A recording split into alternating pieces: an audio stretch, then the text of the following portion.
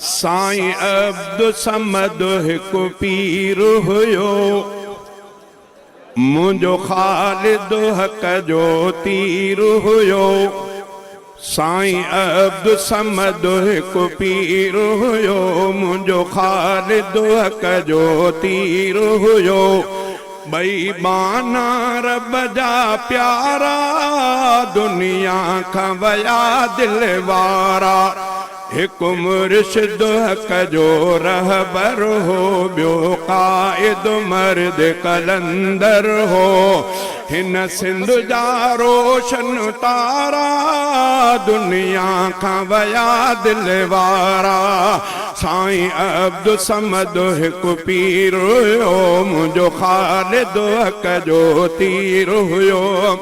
हिकु मानो ख़ुदा जो ज़िक्र कंदे, हिन फ़ानी आलम खे वियो छॾे। ॿियो मस्जिद मंझि मुसल्ले ते थियो आहिनि माज़ंदर सदके।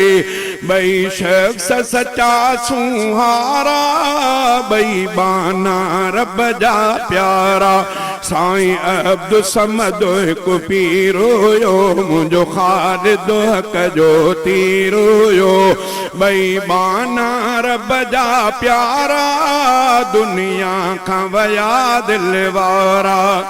कई साल हबाना मोती मणिया, साईं अब्दुल समद जा मुरीद बणिया। कई वाह अलामा क़यादत हुई, वधी उन सां बि सिंध में जमात हुई। जन्नत जा वठी दग चारा, ॿई बाना रब जा प्यारा। साईं अब्दुल समद हिकु पीर हुयो, मुंहिंजो ख़ालिद हक़ जो तीर हुयो। ॿई बाना रब जा प्यारा, दुनिया खां वया दिल वारा। हिकु बुज़ुर्ग शाकिर ज़ाकिर हो, ॿियो शेर बहादुर लीडर हो। ॿई महफ़ल जा सिंगार हुया, ॿई हीरन वारा हार हुया। कन यादि था तिन खे सारा, ॿई बाना रब जा प्यारा।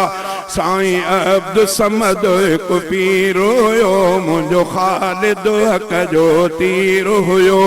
ॿई बाना रब जा प्यारा, दुनिया खां वया दिल वारा। महबूब जे ख़तम नबूवत जा, ॿई आशिक ऐं परवान हुया। सरदार ते हरफ न सहंदा हुया, तंहिंजे अज़मत लय से लड़ंदा रहिया। हुया सूर्य ऐं सोभारा, ॿई बाना रब जा प्यारा। शहज़ादा हुजन शल जन्नत में, अल्लाह जे रहमत फरहत में। अॼु आई तिन जी जमात आ, घटि थी न दिलनि खां महबत आ। आलिम ऐं वली सचारा, दुनिया खां वया दिलदारा। साईं अब्दुल समद हिकु पीर हुयो, मुंहिंजो ख़ालिद हक़ जो तीर हुयो। ॿई बाना रब जा प्यारा, दुनिया खां वया दिल वारा। हिकु मुर्शिद हक़ जो रहबर हो, ॿियो क़ाइद मर्द कलंदर हो। हिन सिंध जा रोशन तारा, दुनिया खां वया दिल वारा।